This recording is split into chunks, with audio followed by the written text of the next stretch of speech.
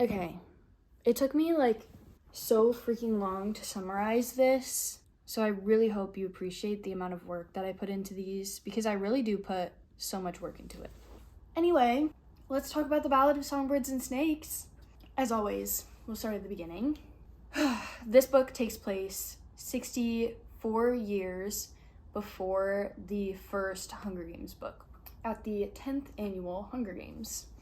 And we follow a young Coriolanus Snow, and if I see one more person pronounce his name Cornelius, I'm literally gonna throw something at them, because that's not how it's spelled, and it's not how it's pronounced. So literally stop. That's just my personal opinion. But anyway, so we're following Coriolanus Snow, and this book has been split into two parts.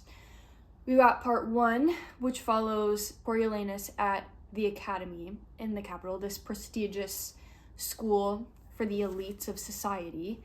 And he's been chosen to be a student mentor for the Hunger Games. So he's gonna, do basically what Haymitch did, but like differently, because the Hunger Games are a lot different. I was actually so shocked reading this at how different the Hunger Games were. We first encounter Snow on Reaping Day. He's getting ready to go to watch the reaping ceremony from the capital. We see Snow first in his house, which is like run down. The Snows, who used to be like really, like his dad was a prominent figure in society, and yeah, they were just like super rich, and they now had no money, but were still trying to make it look like they had money. And so they were like, anywhere outside of their home, they were living as if they had money, which honestly served to really like bite them in the butt later, in my personal opinion. But that's what happens when pride literally drives your life. And you can see that so much in even in the first like chapter of this book, just how pride drives their family. Like family pride and pride for the capital drives their grandmother, and she's literally put it in Snow's mind that he is one day going to be president. He's the one who's supposed to be in charge, not like whatever other capital people. And so she's like, you're gonna, like, you have to make it, you're gonna make it. So Snow is obviously gonna feel super entitled to literally everything ever, naturally, because he was raised to believe that he literally deserves the world. Honestly, the one in that household with their head screwed on most straight is probably Tigress, because at least she still has a little bit of humanity in her. But anyway, that's like a tangent, whatever. So he's like trying to figure out, like, get ready for the reaping. He's making his poor person meal, which is cabbage soup, which sounds delicious, I have to say. It's what I want to be eating right now. That was a lie, in case you couldn't pick up on that. So he's making his soup, and his one nice shirt is missing. And it's to be noted that his nice shirt is like not really that nice. Like, it's got a stain on it and it's too small for him, but he has to make do with what he has. And so Tigress is missing, and so is his shirt. And so he's like, she probably went to find some help, because she's like a fashion design apprentice at this point. And so they're preparing for the reaping. Eventually Tigress comes back and has the shirt, and she's done some really crazy styling things with it. And so he feels good going into the reaping, and he's like, okay, I can like feel presentable in this. And so after his breakfast and after like the chaos of the morning, he makes his way to the academy for the reaping. And before the ceremony began, that's when the student mentors learned like who each was going to be assigned to them, or like to which district. And Snow is assigned to the girl from District 12, which obviously he thinks is like a bite in the butt. And he chalks it up to Dean Casca Highbottom, like purposely screwing him over, because there's like something that the dean has always held against him. They go into the reaping. Snow is already disappointed. He's like, my girl's definitely not going to survive. Like, District 12 is, like, not the strongest. They're not the strongest people because they've been breathing in coal their whole lives. They usually don't win, basically. And so he's very disappointed. And they go in, and the reaping starts with District 12, and the girl is reaped first. And that is when we meet Lucy Gray Baird for the first time. And as she's going to take her place on stage, she, like, shoves a snake down this girl's shirt, and turns out it's the mayor's daughter. And so the mayor, like, slaps her across the face when she gets on stage. And she's about to cry, and someone out in the crowd starts singing a song. I'm not going to sing it for you, to be completely honest, because I don't know it. But starts singing a song, and then Lucy Gray starts singing the song as well. And this is when it becomes clear that she's, like, a performer. She's used to being in the spotlight. She likes, like, being the center of attention. And so she just was like, I'm going to take this. And there's nothing else they can do to me. Like, I'm literally being sent to my death. So I'm just going to do it. And so she sings her little song. The peacekeepers make no move to stop her. So it's pretty clear that she's, like, well-liked in District 12. She's, like, very charismatic and a little bit mysterious, for sure. And this is where Snow first starts having the hope of, like, at the very least, like, maybe she won't win, but at the very least, she has a chance of catching the attention of the people who watch the games, which is perfect because part of the reason they're having these sponsors is to increase engagement in the games. I'm not going to go through all the tributes because honestly, you're not going to remember any of their names. Anyway, they're all kind of insignificant. So, yeah, Lucy Gray is the one we're really most interested in. And so after the reaping, I don't know, I'm pretty sure Snow, like, goes home, and, like, the next day is when the tributes are brought to the Capitol. And so after, like, talking with his cousin and, like, trying to figure out the best way to go about things, he follows Tigress' advice to meet Lucy Gray at the train station. I really think it's important to note, too, the difference between how they're transported in the original trilogy versus how they were transported 64 years before that. Like, before the games were well established, while they were still building them and figuring out how they wanted them to work, they literally brought the kids over in cattle cars. Like, that's literally it. And he brings her a rose. Also, he was given a rose by his grandmother at the reaping ceremony. I don't know if that's really that important, but he gives Lucy Gray a rose. They literally grow roses on their roof. And so he gives one to Lucy Gray. It's a white rose. And there's probably a little bit of flirting that happens there because, of course. And so he's, like, not really sure what to do from there on out. But then he decides that he's going to go with the tributes to wherever they're going. And he has no idea where that is. But he decides he's going to, and so they all get in the back of this truck, cage, whatever, I don't freaking know. And him being so close to the tributes was really, like, risking his life, and the only reason they didn't kill him was because Lucy Gray didn't let them. And so he ends up being dumped out of the back of this car with all of the tributes literally into the abandoned monkey cage at the zoo. No fancy hotel for them.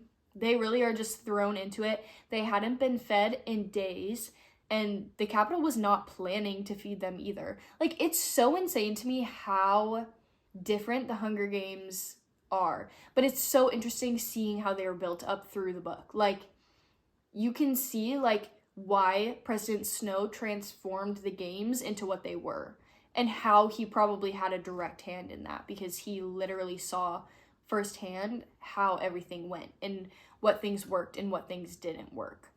But yeah, so this is how he, like, gains her trust. And so he is about to, like, freak out when he's dumped in this cage because there's cameras on him. Everyone's like, what the heck is Snow doing there? Like, that's so freaking weird. And so he's, like, about to freak, and Lucy Gray is behind him, and she just goes, own it. And so he does. He's, like, he takes her hand and just, like, works with the crowd, introduces Lucy Gray to, like, a kid. I'm pretty sure, like, maybe a kid gives her food, but that might be later. And so, yeah, this is ultimately how he gains Lucy Gray's trust, by making her still feel valued when the Capitol had, like, deemed her as not valuable. And so I just would like to point out that that's what we call manipulation, because my personal opinion is that he never actually valued her the way that he, like, tried to make her think that he did. He didn't. He might have thought he did, but he didn't. It was manipulation at its finest. But eventually Coriolanus was escorted out of the cage by peacekeepers and was rewarded with a nice little demerit, a nice little mark on that transcript, a negative mark, for endangering himself by none other than Dean Highbottom. And obviously Snow's like, I can't believe he would do that. He literally is out to get me. Which, perhaps. But also, I think his, like, victim mindset is very much kind of drawn from what I was talking about earlier, where his grandma has really pushed on him. Like, she's such an elitist person, and she very much just is like, the Snows are it. We're the best. And so him growing up in an environment where it was like, I am valuable because of my name, and I have to make the world see me as valuable. Like, I am supposed to be president. Like, I'm supposed to inherit literally the entire Capitol. It really just, like, made him feel entitled, which really affects how he, like, sees people who mistreat him and whatnot. It's, like, always a personal thing against him, and contributes a lot to, like, paranoia and stuff like that. After this, he ends up going, I think he goes home for a little bit, and he ends up getting some food and goes back to the zoo to feed Lucy Gray. And Sejanus, who is Coriolanus' friend, though my personal opinion is that Snow was never really his friend.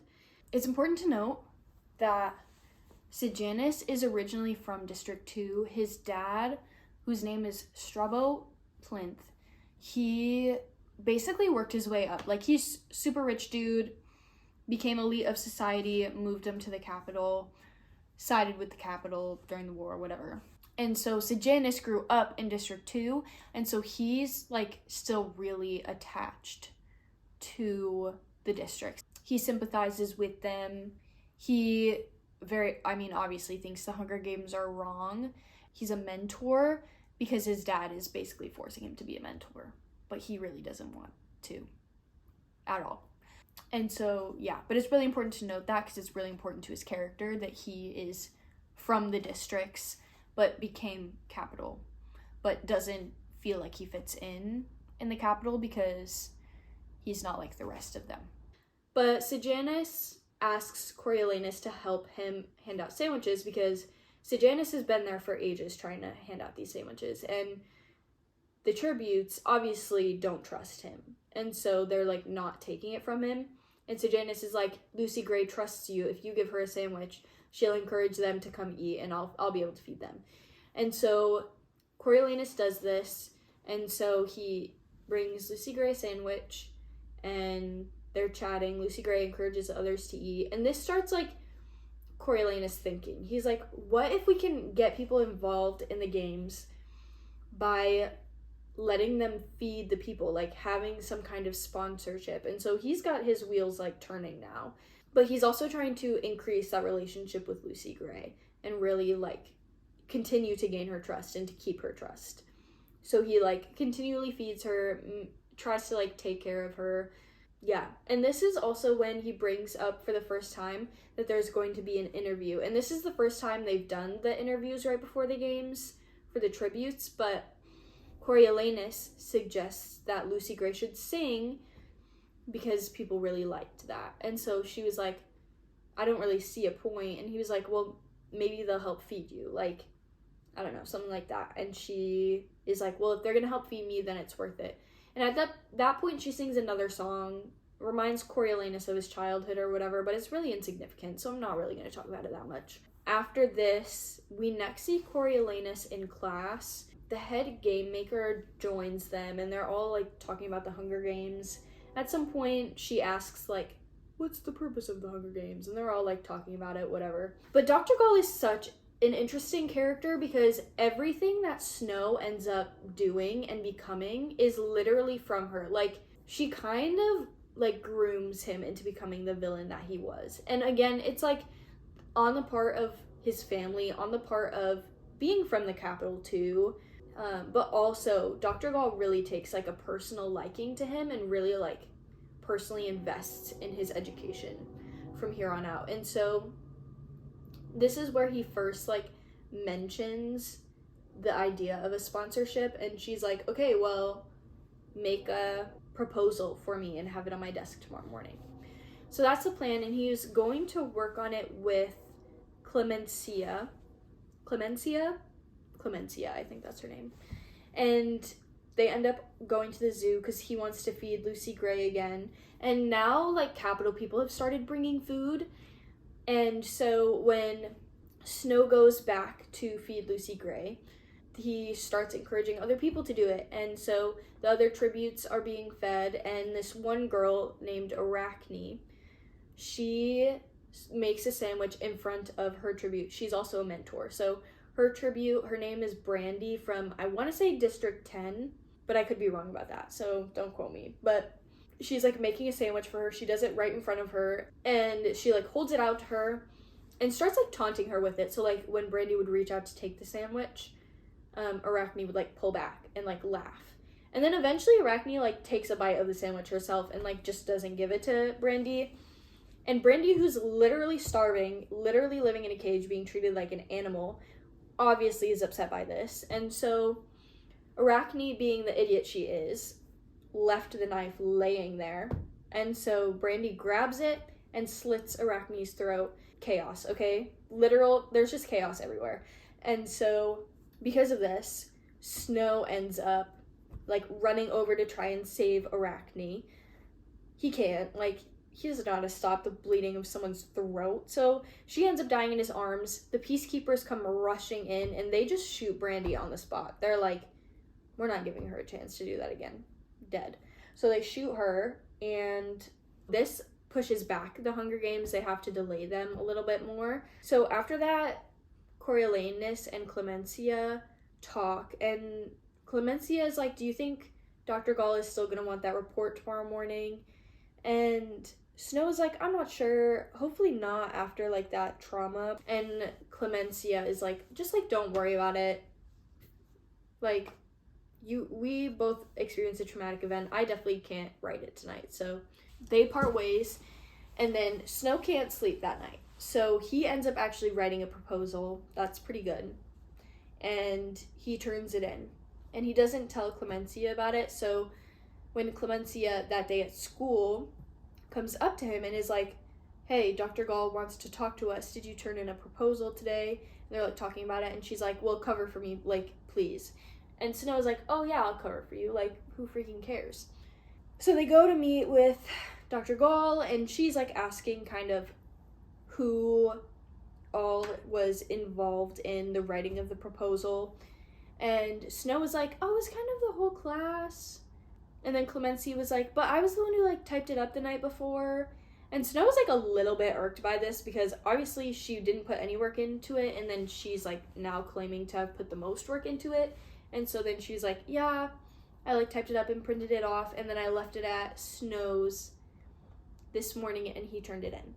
She's like, well, do you have another copy? I have the copy that I had is in with my snakes, which honestly should have caused, like, raised suspicion, because why the freak would you put it in with your mutation snakes? Like, who is this lady? But anyway, she's like, you have to reach in and grab it. And so Snow reaches in and grabs the first page, and he's like, oh yeah, no worries. Like, they didn't even, like, stir at all. They were fine. And so Clemencia goes and reaches in to do it. And this is when Dr. Gall lets it slip that if something enters their environment that they're not familiar with, then that's when they're, like, gonna strike. And Clemencia realizes then, she's like, oh, I'm literally screwed. And then all of these snakes, like, bite her arm. And so then these medical professionals come rushing in. They, like, inject her with the antidote and rush her out. And that's the last time we see her for a while. And after the Arachne's funeral, the sponsors are given an opportunity as well as the tributes to see the arena. So they go to tour the arena, and while they're there, a bomb goes off. And yeah, obviously people get injured. A couple more mentors die. I want to say a couple other tributes die as well. Some tributes tried to run away, and I think they were just like shot on the spot if they did. Lucy Gray, though she had the opportunity to escape, stayed to save Snow. And so then after that, they're separated, and Snow is brought to the hospital, and he stays overnight.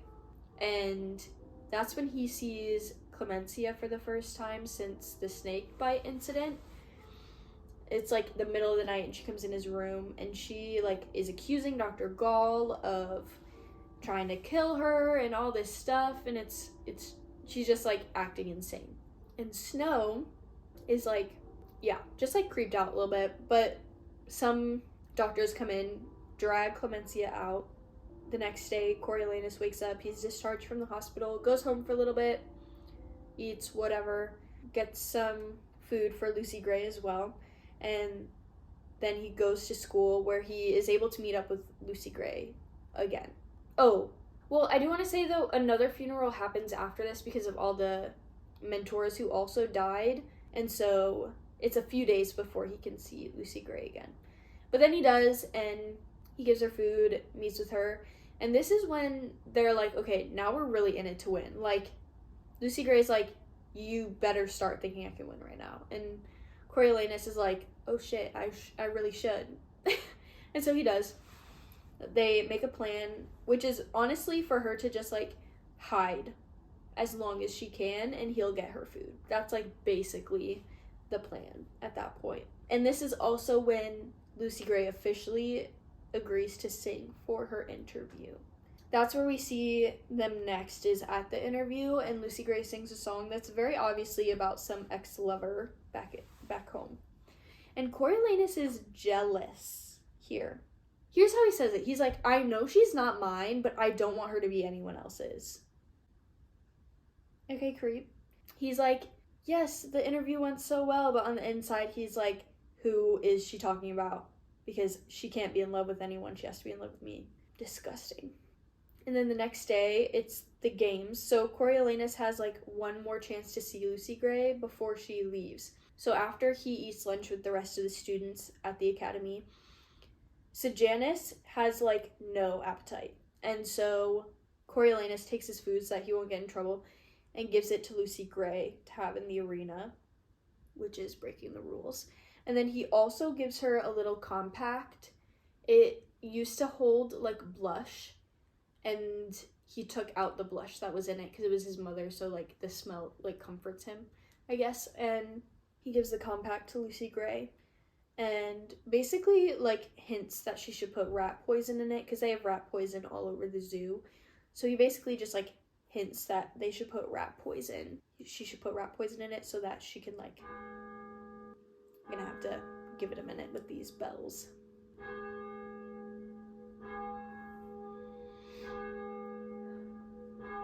Okay, now that that's done, was I talking about the rat poison? I think that was where I left off. That's also against the rules to just like bring in your own weapon, but he does suggest that she should do that. And then they say goodbye with a kiss.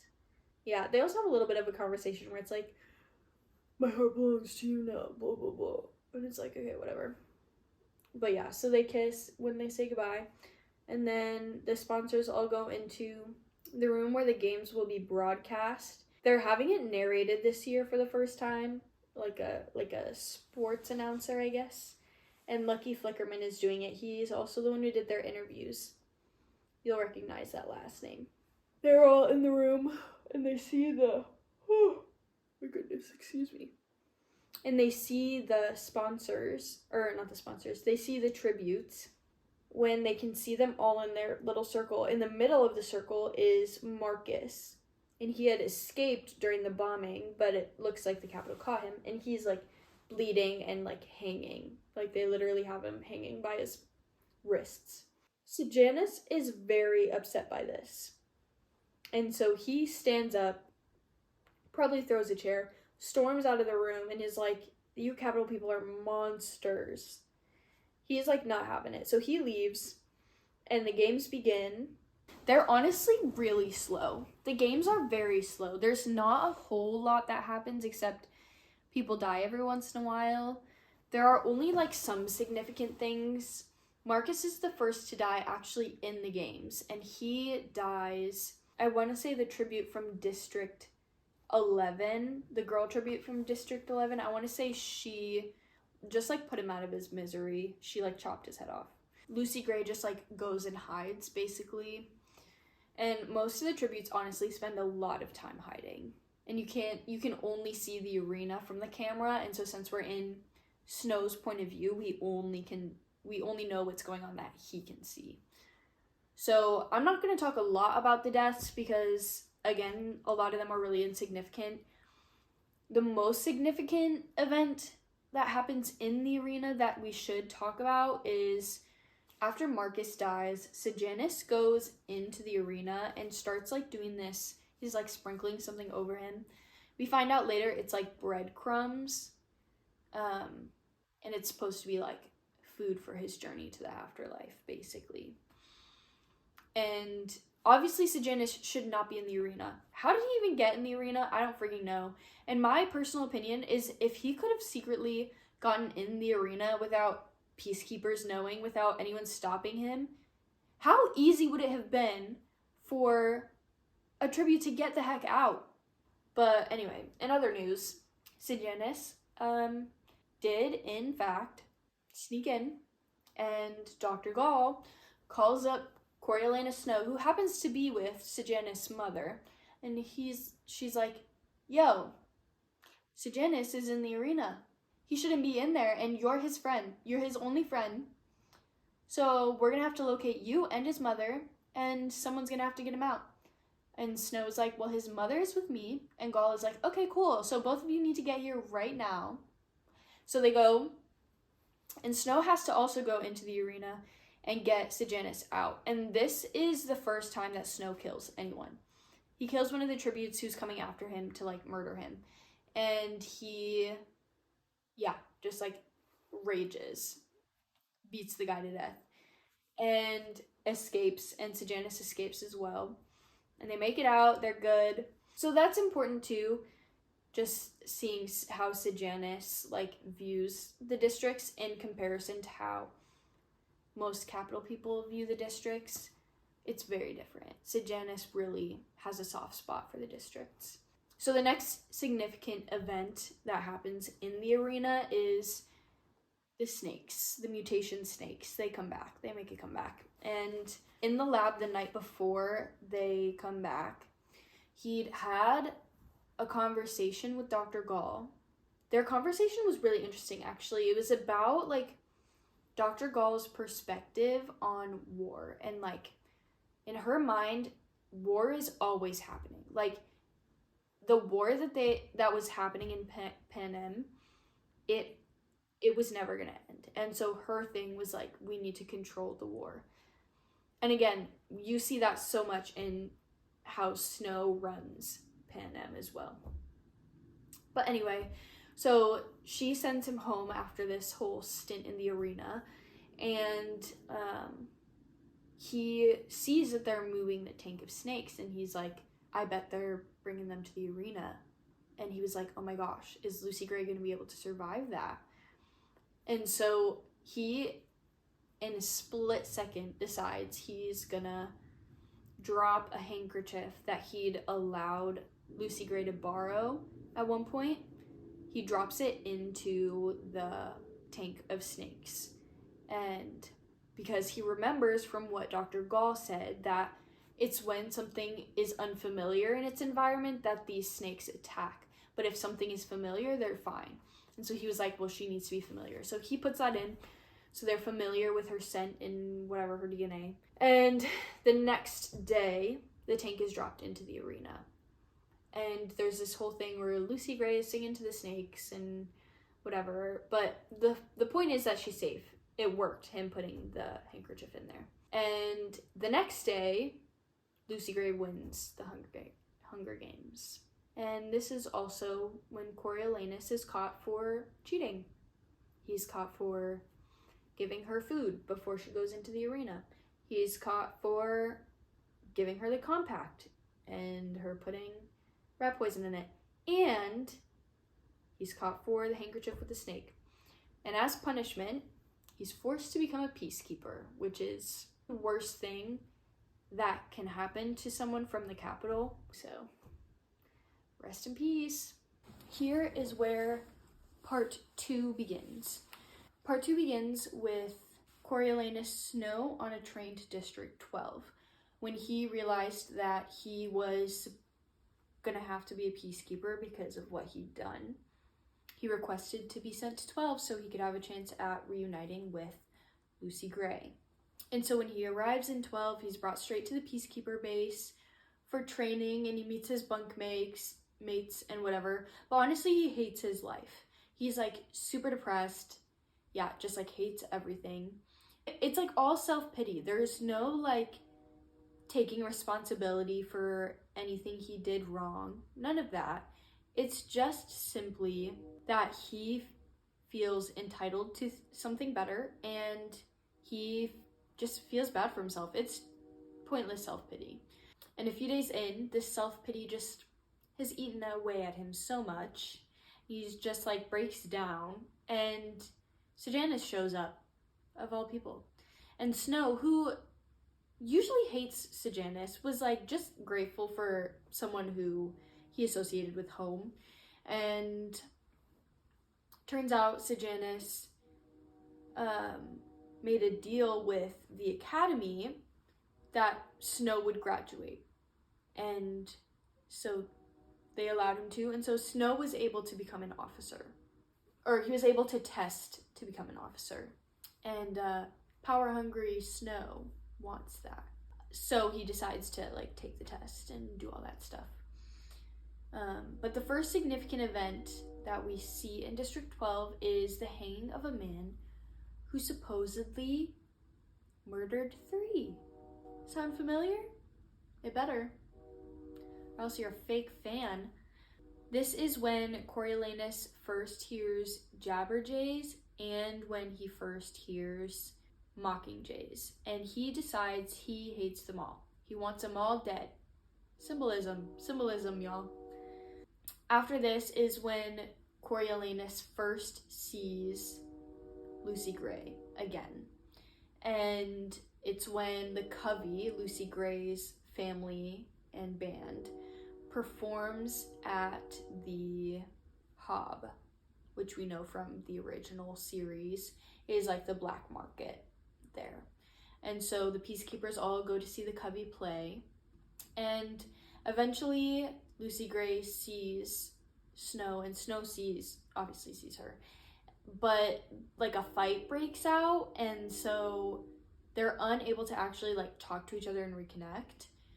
And so the peacekeepers obviously end up just going back to the base after that. And it's not till that Sunday that he and Sejanus go to the Seam together to find her. And so they go to the Covey's house, and Maud Ivory, who is one of the Covey, and she's also Lucy Gray's cousin. So it's the only one in the Covey that Lucy Gray is blood related to, and it's her cousin. And so Maud Ivory brings Coriolanus to the meadow where Lucy Gray is writing a new song, and Sejanus and Maud Ivory leave them to, reunite, and Lucy Gray is singing The Hanging Tree because she wrote it. And then they reunite, whatever, and they kiss and talk and, the things, because somehow Snow's convinced himself he's in love with Lucy Gray, and Lucy Gray is supposedly in love with Snow too. I feel like it's more probable that she's in love with him than him being in love with her, but that's just my personal opinion. They end up, after like chatting, whatever, they make their way back to the Covey's house, and here is where we start to see Sejanus be involved with some rebels. And he's talking to this one guy who is actually Lucy Gray's ex. So Snow already doesn't like him because he's possessive. And I don't mean that to say that, like, you shouldn't like your ex's ex, or like, I don't know, in certain instances it's okay to dislike your ex's ex, like, whatever. But for him, it genuinely was because he was possessive of her.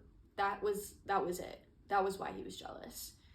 And so he sees Sejanus talking, and he walks up and he sees that he's drawn a map of the Peacekeepers, like, base in the sand. And he's like, that's weird. That's suspicious. I don't like the vibes. And so he's like chewing Sejanus out on the way back to the base. And Sejanus is like, you're right, I'm being stupid, I'll stop, whatever. And so this is when Sejanus just starts flat out lying to Snow about what he's doing, because he obviously knows Snow doesn't approve of what he's doing. And so after this, they end up seeing the Covey perform again. And during this performance, Sejanus, like, disappears somewhere and flat out lies about where he went. And Snow is just getting more and more suspicious and more paranoid about what the heck is going on.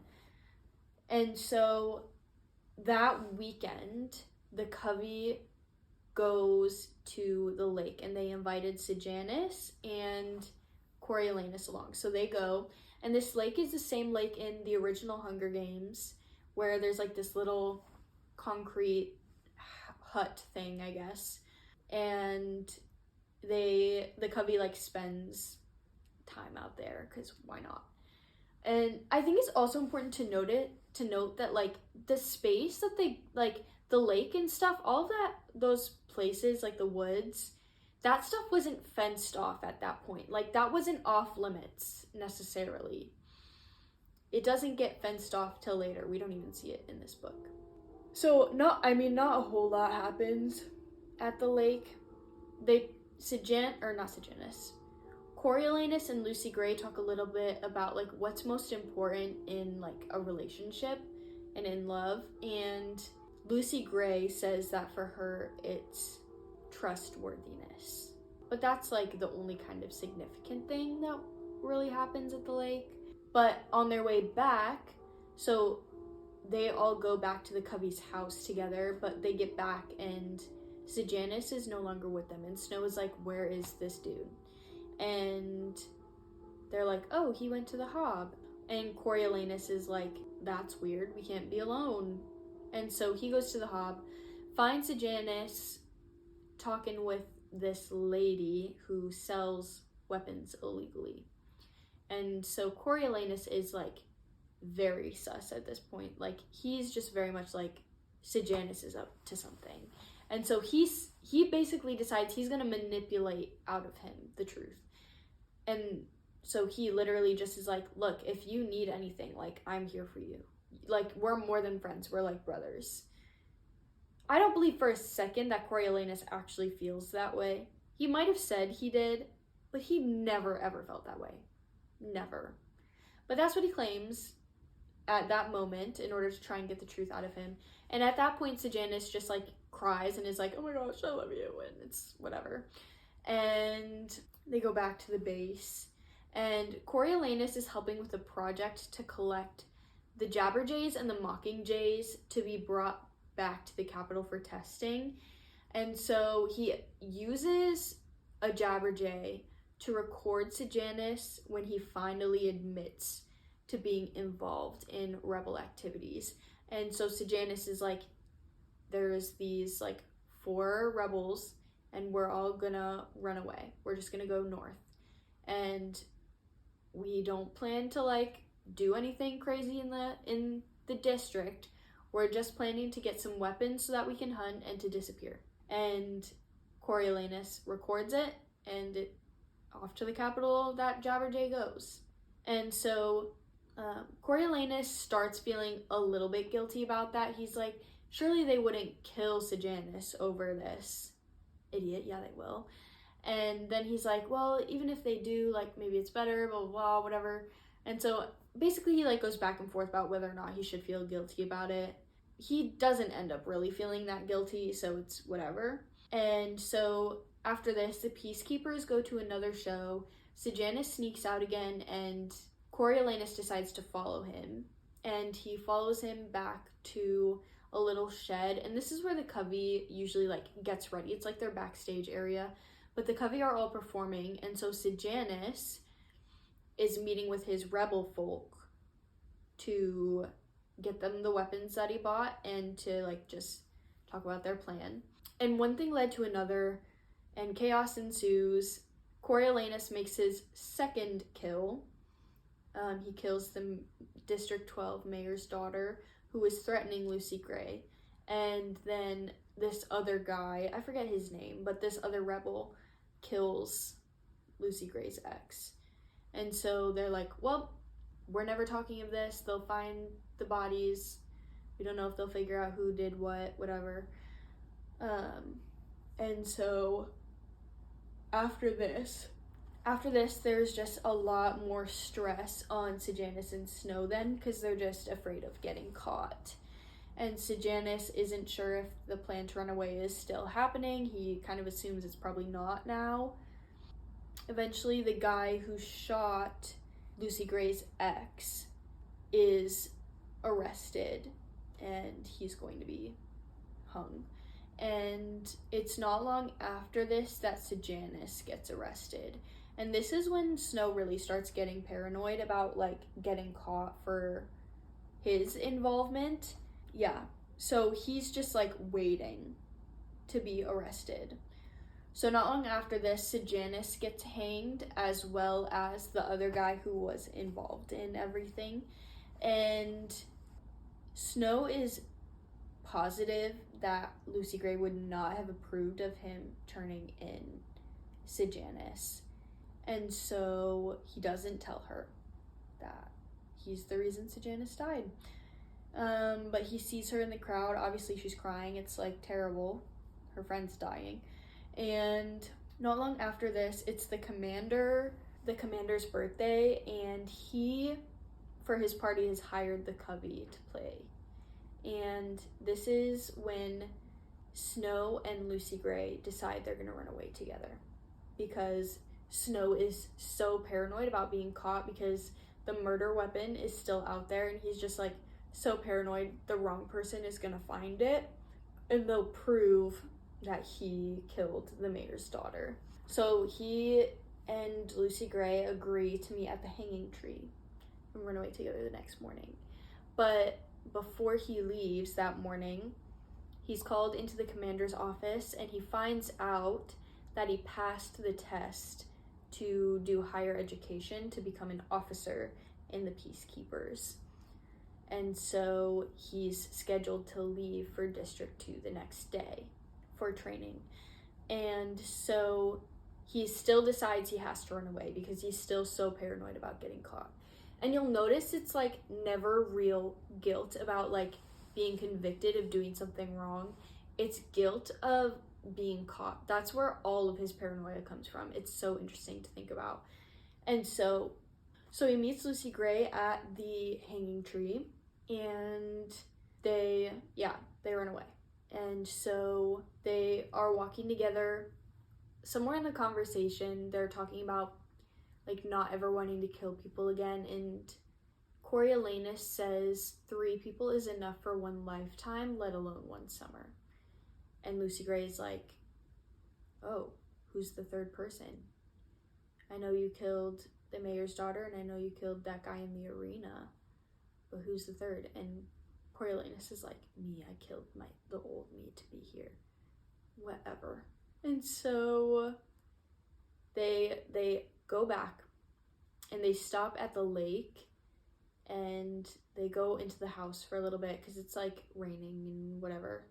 And he finds in the hut the murder weapon, and he's like, if I just destroy this, I can go back and have my life back. He realizes, like, during their journey, he doesn't like living in the wilderness. He doesn't like living off the land. He doesn't like that way of life, but he was willing to do it when he thought it meant that his life would be saved, but he doesn't actually like it.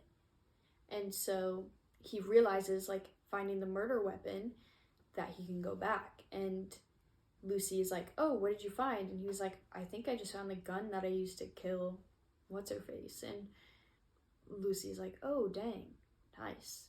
And she takes a knife and she's like, look, I'm gonna go harvest some Katniss root for us to eat. And so she leaves, and here's where he starts going insane, okay? And it's so confusing because we don't really know what Lucy Gray knew, but we know what Snow convinced himself Lucy Gray knew. He convinced himself that she figured out he turned into Janice. He convinced himself that she knew that he was just going to throw out the murder weapon and go back and leave her. And then he convinced himself that she was convinced he was going to kill her so he could go back. And then he went out and started, like, looking for her. He was, like, screaming at her, trying to find her. And he, like, goes into the woods, finds, like, the general vicinity of where she is, but he can't see her. So he just starts Did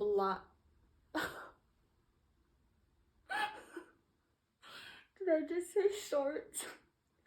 Oh, I hate my life. He starts blindly shooting, and he hears her scream. And then we hear her singing The Hanging Tree again. And then the Jabberjays and Mockingjays sing along too. And this is when he destroys the gun and goes back to District 12. The next day he gets on the train to go to District 2, and they drop him off at the Capitol, and he's like, I'm supposed to go to 2. And they're like, well, we have instructions to drop you here. Go to the Academy. And so he does, and basically Gaul, like, praises him for the good things he did for the Capitol. And she's like, you did, like, you turning into Janice, great, like, great sacrifice. Like, we can see that your loyalty is to the Capitol above everything else. And so she's like, I have you in my class at university. I expect to see you back on Monday. He's like, what? And she's like, yeah, no, you're going to university, whatever. And so he gets his life back.